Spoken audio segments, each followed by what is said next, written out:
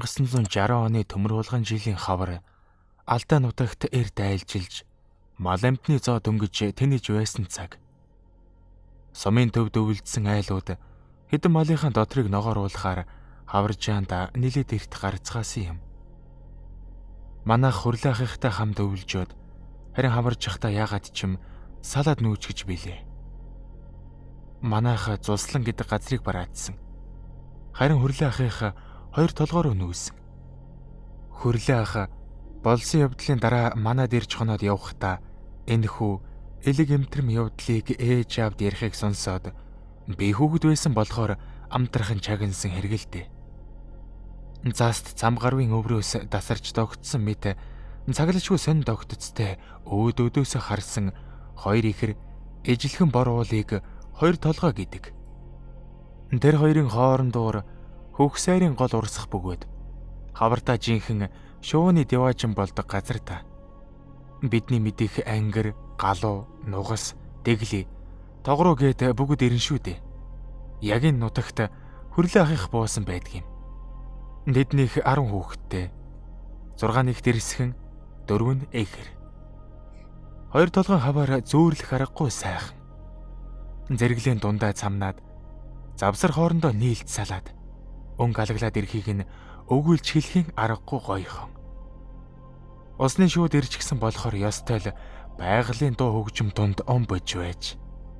Ялангуяа ламшуу гэдэг улаан шаргал ангир улирлынхаа чимэг болон 2 толгойг бүрхэн гангнах тул бүгдээ улаарж шаргалдан харагддаг гэсэн. Мал сүрэгч танигэр ногооны хорог. Дарга тавиарагч сайхан авмаараас хүрлээгийнхэн сэтгэл уяг санаа уужуу сайхан хаварж эхэлжээ. Гэрийн эрэм 2 дөнгөж ой хөрч буй одхон хүүгээ нар салхинд гаргангаа малхууга харуулдан гэр зураа эргэлддэг байж. Харин хүүхдүүд нь хурга шиг ихээсээ илүү гол бараадан усанд орох нэрийдлэр өглөө гарч орой эрцгээдэг болжээ. Ажилтай юм шиг ааруул ээзгий боо боорцог боож яваад амны нэг бургасан саваа барин гарахыг эхэндээ эцэг их нь нэг их анзаарсангүй. Тэгээд ч хөдөөний хүүхдүүдээ бургасан саваа байдгүй буу шийдэн барьж уурга шилбүр ширж тоглодог болохоор санаанд ороогүй хэргэлдээ. Тэд ихлээд гол дээр очин тоглож наадан усанд жаал омбож шумбачхаад юр бишийн аимшигтай ёсон бус ёрийн ангуучлалтаа гардаг байлаа. Эхлээд зүүн толгоор одох бөгөөд энд ангир бараг хөлгөших зайгүй эргэж холих боломжгүй шахам өндгөлсөн байжээ. Ангир ихэвчлэн 2 өндөг гаргадаг бөгөөд ангаахаа болохоор нь аль түнэ муутайг нь өөрөө нийтлээд ганцтай үлддэг бас ч гэж хачин хараншинтай үддэн аж.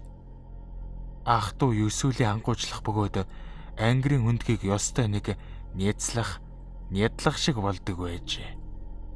Ил байгаа зармыг нь эдтэй саваагаараа ичиж яахыг умартан гагбиц шахуурдна. Ингэх боломжгүйг нь эдэг үрнээс нь аваад эртээ чулуугаар зохих, хаглах, хад ангал руу шидэх юм уу гараараа биц атгана. Гарын салаагаараа гойжих шингэнийг нь долооцгоож байсан гэдэг. Энэ үед 2 толгойн ангиараа тэрчээгээр өргөн тэнгэр дэргэж газар сүүдэртэн гангналдан нэдалж буй өндөгний их шувуу эрвгэр далавчаараа алгадах зохих аядавч зулсан яргалал усан үйлдэлтэй улаарсан хүүхдүүд яахан тоох билээ. Оюун санаагүй өөрийгөө хамгаалах гар хөл эвэр туурайгүй жигүүртний завланг эдгээр ярахчид эргцүүлэх нь байдгүй харин ч эд бах болгон хинээж ханаа ихэд догшрон улааран үйлддэг байж. Ангиртай дайн зарлсан аимшигт өдрүүд 10 өдөр үргэлжилсэн байна. Тэр орой хүүхдүүд туйлдахын дээдээр туйлдан ирсэн бөгөөд хоолоо идэх зуураа хоорондоо зүүн толгойн өндөг дууслаа. Маргааш баруун толгой руу явнаа гэж ярилцахын эхэн сонсоод оргиж. Эцэгт нь энэ тухай хэлснээр боон хэрэг мандхан тэр. Өндөг нийцэлдэг саваагаар нь өөрсдийг нь саваадан залхааж байхад Өрхөн дээгүүр нь өш сансан ангирын сүрэг гайшуудан ганганалдан эргэлдэж эхэлжээ.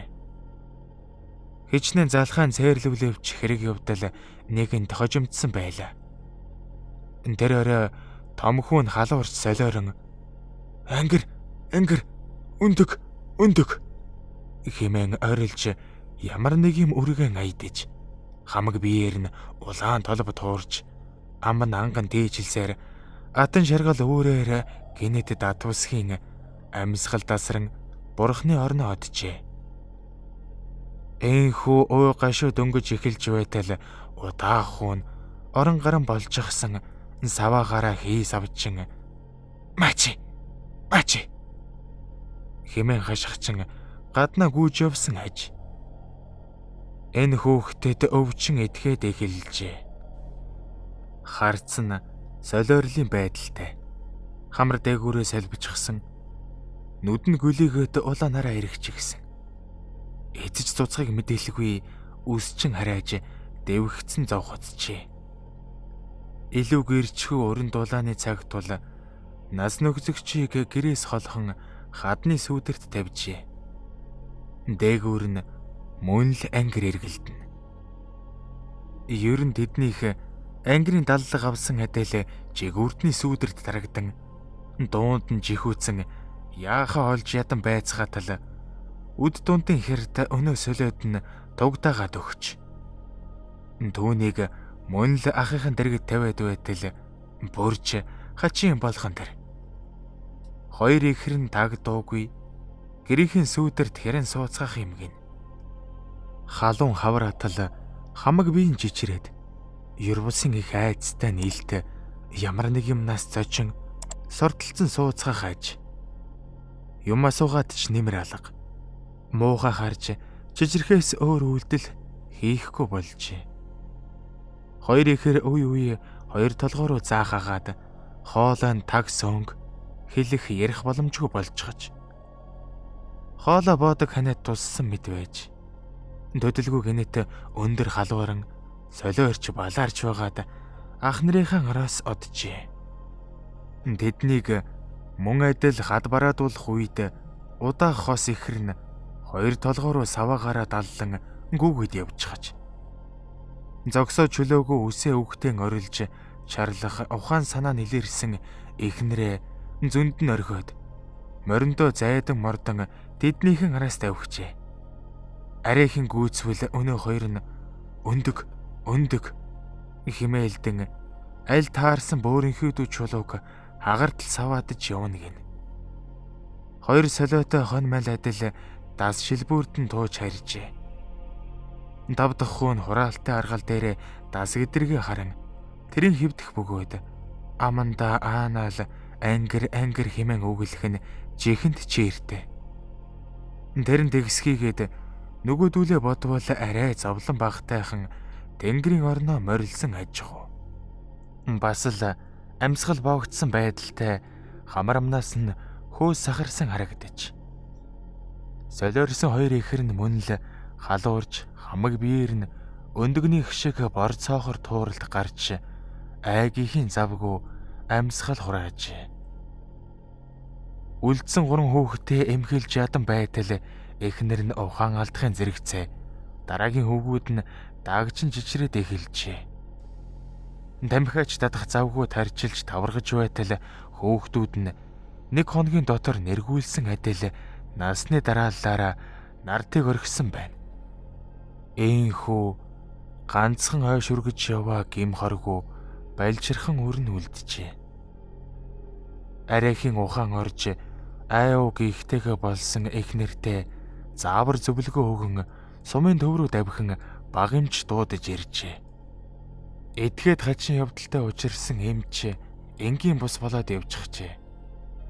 Нүд нь гурвалжлан нуруу нь бүгдийн хэн нэгний хай хадэл хярж мэран хийд имэйл чагнуураа даллан хөөрнүүдийн хажуугаар холхих хагаад үзлэгч хийлгүү хоёр толгойг ширтээ зогсчихож. Тэгж амнаас нь хурц халдвар төвч дагал гэсэн дасалдсан үг гарчээ. Тэгээд гинэт ухаан орсон уу яасан? Үгүй сони юм аа. Та гурав зүгээр байдаг. Ингээд үлдсэн гурвыг үзээд мэйл гайхажээ. Тэд эвэрүүл сав саруул байсан байна. Халдвар дахал байсан бол хаанаас ингэв? Ингээд аймгаас эмч утсаар дуудсан бөгөөд тэд ч онцгой онож тавьж эс чаджээ. Эмч хүний зүгээс харахад улаан бурхны шинжтэй төстэй санагддаг юм. Гэхдээ нэг хүүхэд эрүүл үлдсэн нь үүнийг үгүйсгдэг. Магадгүй тэр хүүхэд эмнэлэг төрөөд вакцин хийлгсэн байх магадлалтай ч тэр цагт тун ховор тохиолдол болох ёстой. Оршуулга ёслолыг эмч нартай хамтран хийгээд нутгийн номтой хөгшнийг залж авч иржээ. Хөгшин амандаа халаг ангирын хараал дөрөв синжигээ дасартал хараана гэж үүнийг л хэлдэг юм шүү дээ. Үгүй чи ашгүй эрт мэдэж. Тэгээгөө бол гэр орноороо хүүс тэмдэрэгдэх байж. Баруун толгойн өндөг бүрэн бүтэн үлдсэн тул хоёр толгойн савдаг уужилж өндөг нэдалж нэзалхад гар хүрээгүй та гурвыг өршөөжээ. Нутгаас олдоо гэсэн гин. Энхүү ангирын өндөг нэзэлсэн хүүхдүүдийн балгаар 10 хүүхэдтэй айлаас ганц нь үлдсэн түүхтэй. Нэрийг нь дурсаад яахав? Үлдсэн ганцхүү өдгөө өвгөн болжчихсан нудагта аж зээгээ тойруулсан шиг амар жимэр аж төрж суугаа гинлээ.